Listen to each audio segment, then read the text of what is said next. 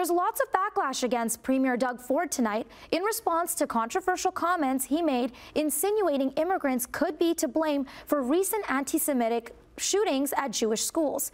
Maria Saru joined us earlier with more. Ford went off on a tangent in response to a question about concrete steps governments are taking to protect Jewish communities.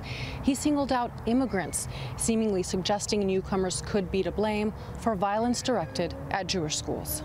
If you're bringing your problems from everywhere else in the world, you're bringing it to Ontario, and you're going after other Canadians, as the Prime Minister said, unacceptable. I got an idea. Before you plan on moving to Canada, don't come to Canada if you're going to start terrorizing neighbourhoods. Those comments by Ontario's Premier Doug Ford set off a firestorm of criticism and concern at Queen's Park today. For the Premier to suggest that immigrants are responsible for that anti-Semitism is dangerous and irresponsibly inflammatory, and he should apologize for it. What he said was really dangerous, blaming the actions of individuals on groups. So it paints an entire group of people with an unfair brush. That does not help.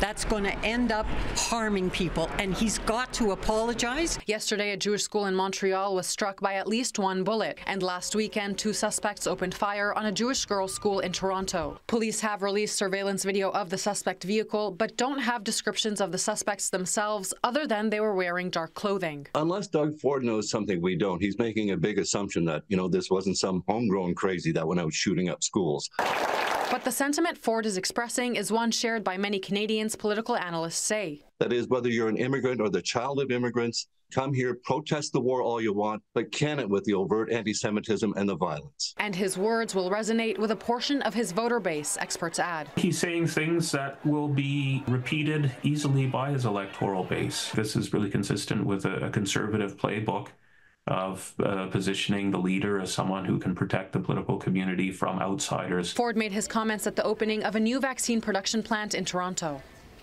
Despite calls to apologize, Ford's office is standing by his statements.